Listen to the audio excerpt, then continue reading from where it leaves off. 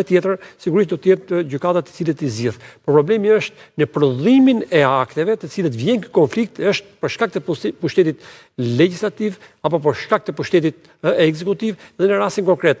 Në një kohë që vishte vetë bashkia e cila i kishte strehuar to 31 familje aty në të godin, në një kohë që ishte përsëri kjo bashki e cila ka dhënë një akt tjetër, një akt pronësie, në një kohë që pa zgjidhur problemin. Një kalvar 30 vjeçar. Po, pa zgjidhur problemin e 31 familjeve. Në një kohë pra që ti e çon konfliktin, pra për shkak të vendos shpesh raste që me mënyrë të qëllimshme, për kundrejt shfetit, një palë përfiton dokumenta të cilët janë të palishëm, por që në fundit e qytetari ka paguar, thotë mi ka dhënë shteti dhe nuk e, sepse kur shkon në gjykatë të dy palët asnjëherë nuk pranon një vendim se thotë kanë patur në drejt. Por për sa kohë ti prodhon akte të cilët ato janë në kundërshtim me ligjin, janë në shkeljet të ligjit, dhe një palë tjetër të cilët mund të ketë akte të rregullta tamam ligjore dhe vjen përplasje pastaj dhe nuk pranohet vendimi i gjykatës. Por unë do të them këtë, që nëse do të kishim politika sepse politika ndërton shtetin, dhe gjithçka derivon nga legislativi,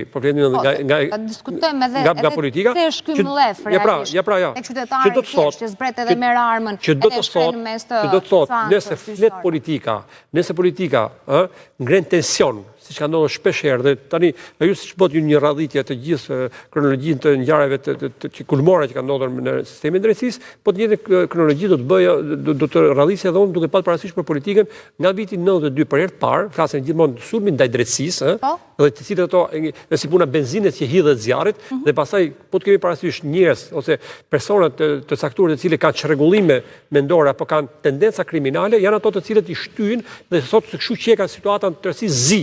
Në një kohë që flitet për drejtësi, sigurisht drejtësia është totalisht e korruptuar, nuk jepet drejtësi, nuk funksionon drejtësia e shumë gjëra tjera. Marrim rastin e politikës nga viti 92.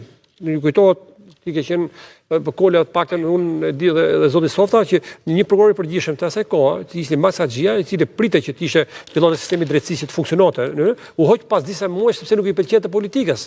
E njëjta gjë ndodhi mos gaboj vitin 94-95 me kryetarin e gjykatës kasacionit, atëherë quhet gjykata e kasacionit Zev Brozi, e njëjta gjë.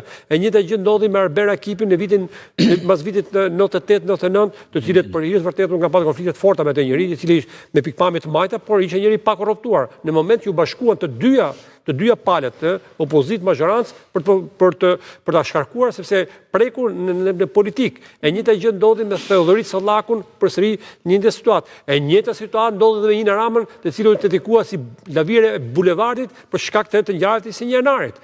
Pra, edhe mëtej, edhe është tmerrshme kur tani politika është iniciatorë le temi e gjuhë kriministash, presidentësh, ministrash, deputetësh, politikanësh, të cilët i kritikojnë gjyqtarët apo prokurorët me terma edhe duke hetuar, duke hyrë deri në familje, edhe duke quajtur me emra tash është e tmerrshme që mund të quash Spakun në rrezat kriminale, ta quash drejtuesin Spakut Altin Hajri, Altin Troplini e shumë gjëra tjera. Kjo nuk shkon dhe nuk funksionon. Qoftë edhe kryeministri në raste saktuara për problemin të marrës në konsiderat që duke gjykuar një vendim të gjyqtarit të një prokurori.